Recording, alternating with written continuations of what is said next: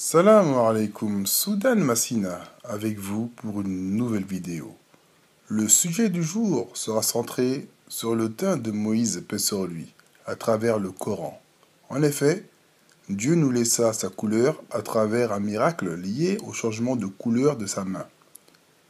Le sens réel de ce miracle a été occulté au profit des Caucasiens qui ont usurpé l'identité arabe et l'identité israélite originelle.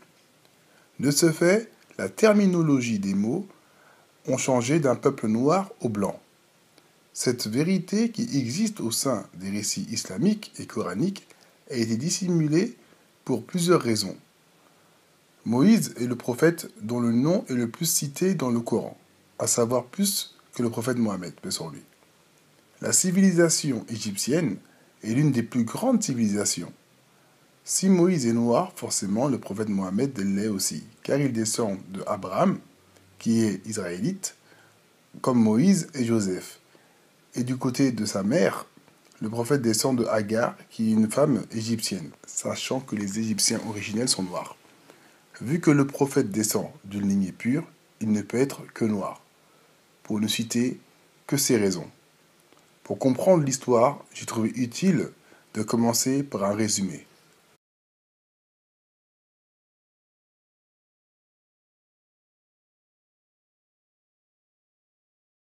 Allah Ta'ala nous parle de son envoyé Muhammad alayhi salatu wassalam. Et que Muhammad alayhi salatu wassalam vient des Arabes, de l'Ummiyin. Généralement, ce sont les Arabes, comme ils disent généralement le Mufassiroun. Et que Muhammad alayhi salatu wassalam nous a transmis Al-Qur'an al-Karim al-Ayat. Il nous a informés et éclairés par la lumière de sa sagesse, sa sunnah de Muhammad alayhi salatu wassalam. Sauf qu'à la fin, au deuxième verset, Allah Ta'ala, et ce sont les premiers versets de Surat Al-Jumu'ah, et j'invite tous musulmans et musulmanes de revenir à ces premiers versets, car ils sont très, très, très importants. Et ils parlent de nous en vérité. Allah Ta'ala, dans le deuxième verset, il parle des autres qui ne sont pas encore venus. وَلَمَّا يَلْحَقُوا بِهِمْ, qui ne sont pas encore venus. Et c'est eux qui vont préserver l'islam. À la fin, Allah Ta'ala, il nous dit ذَلِكَ فَضْلُ اللَّهِ, c'est le fadl, c'est la grâce et le mérite d'Allah Ta'ala. Allah Ta'ala le donne à qui il veut. Mais la question importante, Allah Ta'ala parle de qui? Car au premier verset, Allah Ta'ala a parlé avec l'Ummiyin. Deuxième verset, Allah Ta'ala nous dit qu'il y aura des gens qui vont venir. Vous pouvez consulter n'importe quel livre de tafsir et vous allez trouver que ceux qui ne sont pas encore venus, c'est-à-dire par rapport aux compagnons, sont les non-arabes, ceux qui ne parlent pas arabe, al-ajam. Que Allah Ta'ala dans ce verset nous informe que ceux qui préserveront l'islam après Muhammad alayhi salatu wassalam ne seront pas des arabes. Ne seront pas des arabes. Prenez n'importe quel tafsir et revenez dans n'importe quelle époque, ne sont pas des arabes. Et c'est pour ça que l'imam al-Bukhari rapporte dans son authentique un hadith de Nabi sallallahu alayhi wa sallam. D'après Abi al-Ghayth, ou d'après Thawr, d'après Abi al-Ghayth, d'après Abu Huraira, أن النبي صلى الله عليه وسلم قال لو كان العلم, dans une version, si le savoir, dans une version, لو كان الدين, c'est le din, la religion. Dans une autre version, لو كان الإيمان, si la foi. لو كان العلم الدين الإيمان معلقا بالثريا لناله رجال من أبناء فارس. Si l'ilm, le savoir, la foi et الدين, la religion, sont attachés aux étoiles, des gens de Faris, c'est-à-dire des non-arabes, vont les atteindre.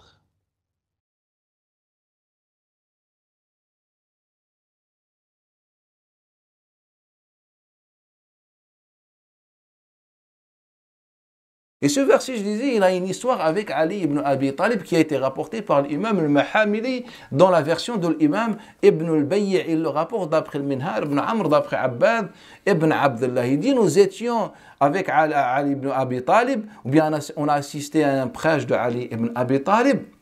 Lorsque l'Ash'ath ibn Qais est arrivé, il lui a dit, Ya Ali, l'Humayra t'ont dominé, Ya Ali. L'Humayra, ce sont les blancs, ce sont ceux qui ont une couleur claire. Plus précisément, ce sont les Perses.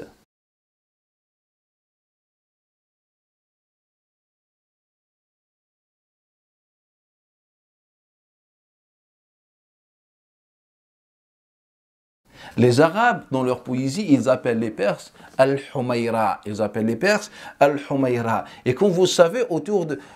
Ali ibn Abi Talib a prêché ce prêche lors de son conflit avec Muawiyah ibn Abi Sufyan. Et comme vous savez, Muawiyah ibn Abi Sufyan, ce compagnon, a fait venir autour de lui les grandes tribus de Quraysh. Les grandes tribus de Quraysh, c'est-à-dire les Qurayshites de manière générale.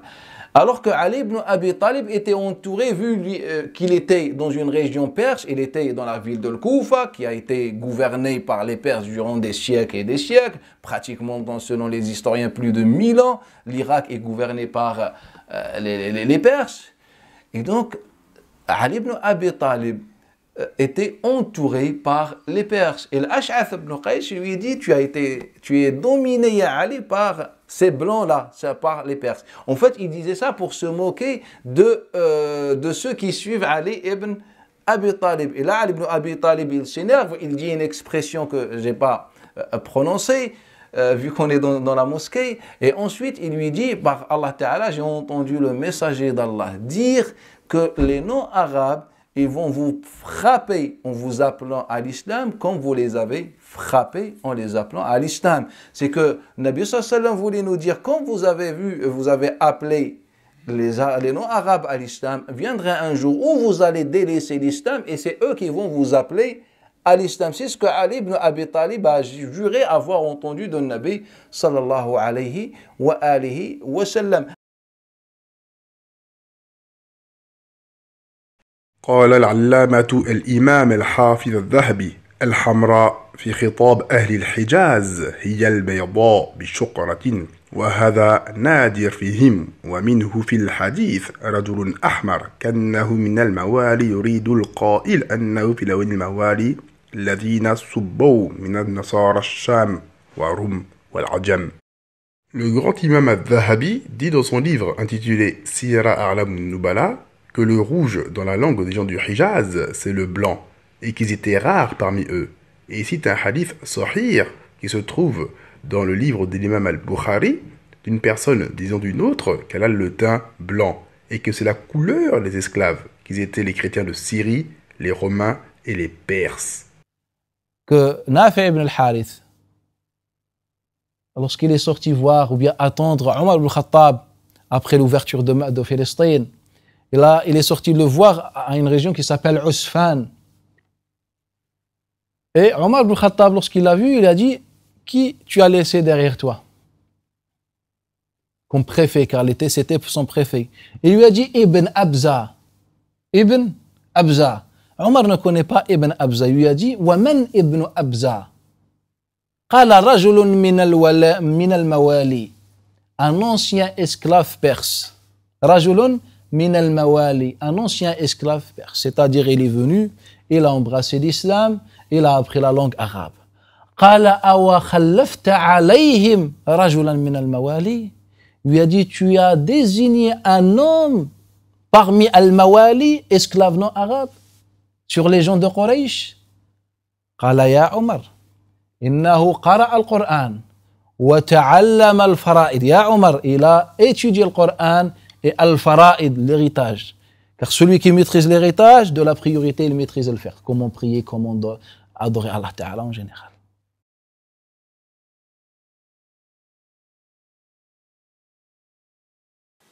Pour résumer, Ali ibn Abi Talib a étonné les Arabes originels, car il était entouré de Caucasiens qui avaient un maigre statut. Il était impensable, dans les premiers temps de l'islam, qu'un Caucasien pouvait aboutir à un grand poste. comme préfet. Les Arabes appelaient les rouges El-Mawali, qui étaient les esclaves. Après les 4 califes de l'islam, qui sont Abu Bakr Siddiq, Omar ibn Khattab, Othman ibn Affan et Ali ibn Abi Talib, la première dynastie arabe a vu jour, du nom de les Omeyyades, fondée par Muawiyah. Et à leur tour, la dynastie Omeyyade fut vaincue par la dynastie Abbasside, qui fut dans le fond une dynastie perse. En un siècle, le califat omeyyade va continuer la lancée musulmane et occuper d'autres territoires, notamment la Perse, le Maghreb et la péninsule ibérique. Mais des peuples vont commencer à se rebeller, notamment les Berbères qui vivent au Maghreb. Mais je vais pas en parler car c'est assez confus. Le plus important, c'est de savoir que la Perse va se rebeller aussi, créer un nouveau mouvement, puis prendre le pouvoir et mettre sur le trône As-Safa à la place de la famille omeyyade. Cette dernière sera massacrée. Ainsi se termine le califat omeyyade et commence le califat abbasside en 750 avec pour capitale Bagdad. Ce nouveau gouvernement va laisser tomber le Maghreb et donner de l'importance aux populations iraniennes. Celui qui a mis le régime en place, c'est Abu al-Abbas al-Saffah, celui qui s'est révolté, qui a été plutôt instrumentalisé par les Perses. Mais au final, quand on dit le régime de Bani Abbas, c'est attribué à Al-Abbas, Abu al-Abbas al-Saffah. Et donc ce dernier-là s'est révolté contre le régime de Bani Umayya dans les années 30. Et donc il a eu le pouvoir, il a gagné les cœurs des gens. Celui qui a mis le régime en place, c'est Abu al-Abbas al-Saffah, celui qui s'est révolté, qui a été plutôt instrumentalisé par les Perses.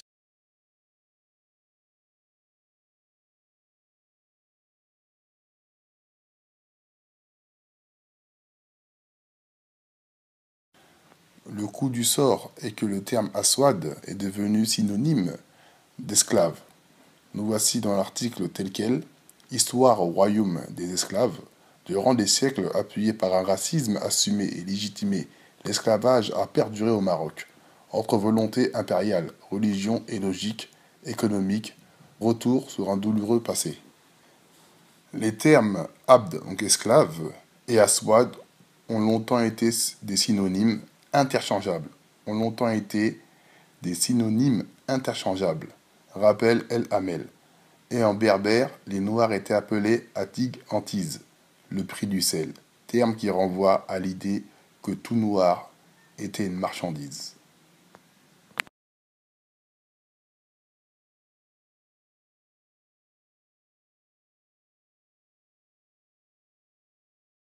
L'un des premiers fondateurs de la science du hadith nous rapporte que l'imam al-Zuhri, le cheikh de Malik, un jour était parti voir Abdul Malik ibn Marwan.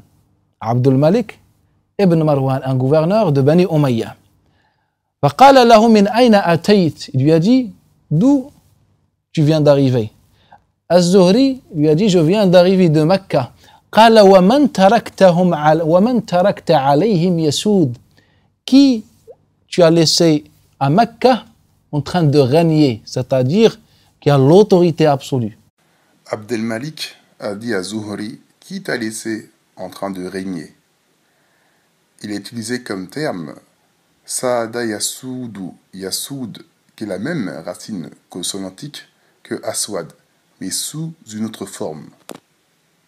Conformément à la langue arabe originelle, le terme Saada Yasoudu renvoie à l'autorité absolue.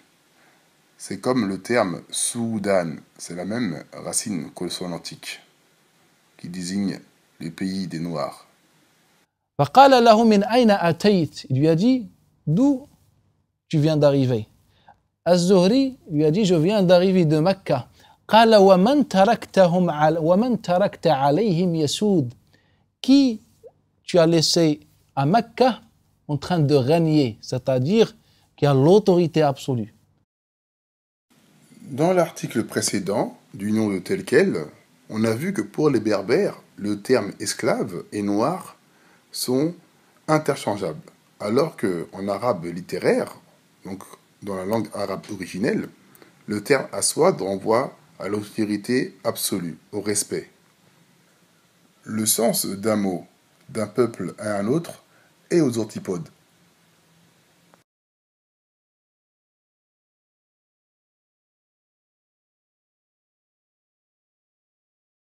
Donc, comment le prophète pouvait avoir une teinte rouge si elle renvoie à la lèpre? Bon, faut m'expliquer. Parce qu'il est décrit comme ça. Il est décrit comme ça. Par tous ses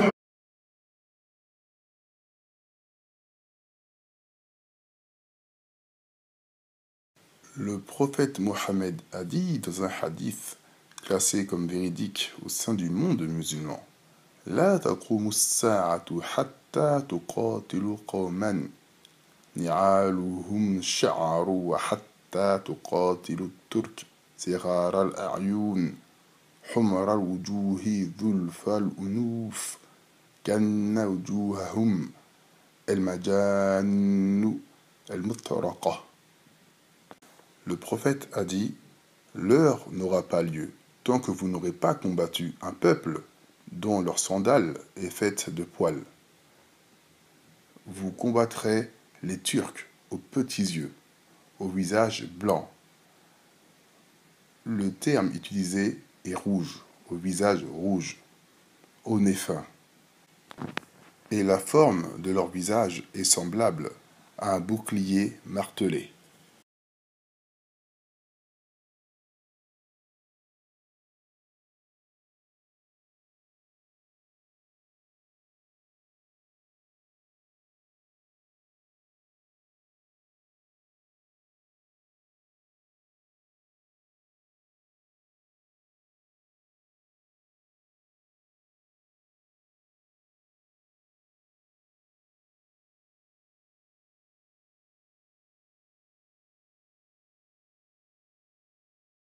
Regardons à présent l'utilisation de différentes nuances de couleurs à travers le Coran.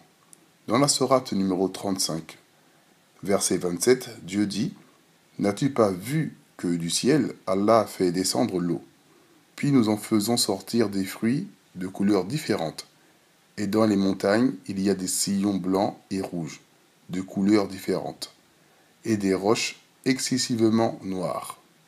Dieu nous parle de sillons blancs, Judadun Beydun. Il nous parle aussi de sillons rouges et de différentes couleurs, et des roches excessivement noires. Donc le terme rouge, c'est Humr, et aussi des roches noires, Soud. Ici, il n'est pas question de parler de teint, on parle de chemin. Donc forcément, le terme blanc renvoie à chemin de couleur blanc. Le terme rouge ici renvoie à des chemins de couleur rouge. Et des roches aswad, des roches soud, égale des roches noires. Ici, encore un exemple pour vous, dans la sourate La famille d'Imran, verset 106, au jour où certains visages s'éclaireront et que d'autres s'assombriront, à ceux dont les visages seront assombris, il sera dit: Avez-vous mécru après avoir eu la foi, et bien goûté au châtiment pour avoir renié la foi?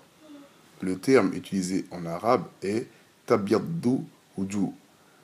Donc c'est la forme verbale du verbe abyad, qui désigne plutôt les visages resplendissants, contents. Et le terme utilisé pour assombriront, que les visages seront assombris, est le terme aswad sur la forme verbale, mais une autre forme que celle qu'on a vue tout à l'heure, liée au règne, à l'autorité absolue, qui désigne plutôt des visages pas contents, refermés.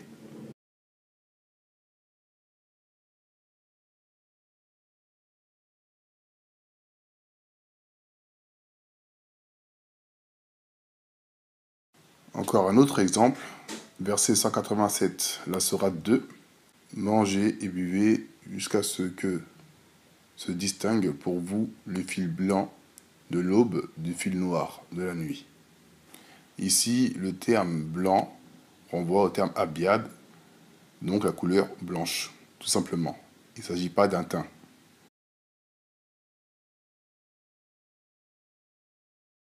Continuons à travers les différentes significations des couleurs dans le Coran.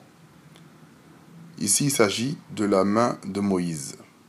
Dans la sourate Taha, verset 22, Dieu dit « Et serre ta main sous ton aisselle, elle en sortira blanche. » Après, il y a un astérisque, numéro 4, sans aucun mal, et ce sera là un autre prodige. Lorsqu'on clique sur l'astérisque, il est dit « blanche égale étincelante de lumière ». La traduction est fausse, car le terme « bayda » en arabe ne désigne en aucun cas de la lumière, mais désigne un teint marron. La main de Moïse est sortie d'un teint marron clair. Voilà la véritable traduction de ce verset du Coran qu'on nous a tant caché depuis des années.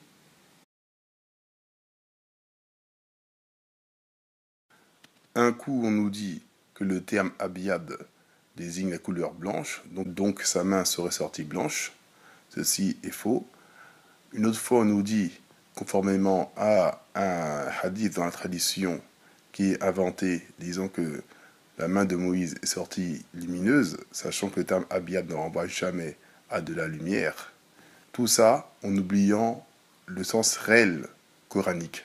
Tout ça en oubliant le terme que Dieu a choisi dans son livre, disant que la main de Moïse est sortie bayda au sens arabe littéraire marron clair.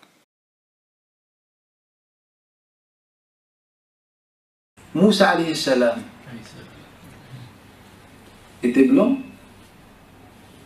était noir, et pas n'importe quel noir. La vraie couleur noire, je ne trouve pas le mot. C'est hadith rapporté par Muslim, d'après Ata, d'après Abdullah ibn Abbas, kana karijal az-zotti.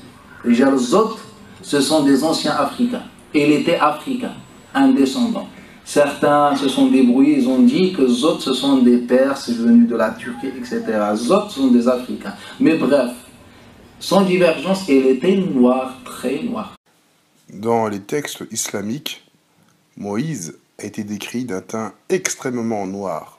La vraie couleur noire, je ne trouve pas le mot. Il ne trouve pas le mot de sa noirceur, car il était très noir. Et sa main est sortie marron clair. La véritable traduction du verset est celle-ci. Et serre ta main sous ton aisselle, elle en sortira marron sans méfait. Et ce sera là un autre prodige, afin que nous te faisons voir de nos prodiges les plus importants. Assalamu alaikum wa rahmatullahi wa barakatuh. D'après Abu Uthman al-Nahdi, d'après Salman al-Farisi, le même hadith. Sauf que Salman al-Farisi va nous rapporter une parole dite par le Nabi sallallahu alayhi wa sallam à la fin qui n'a pas été rapportée par Abu Huraira. قال يكتبون سنتي أو يكتبون حديثي ويتبعون سنتي. Ils recueillent mon hadith et ils suivent ma sunna. Qui? Les noms arabes. Les noms arabes. Et c'est ça ce qu'on a constaté dans l'histoire.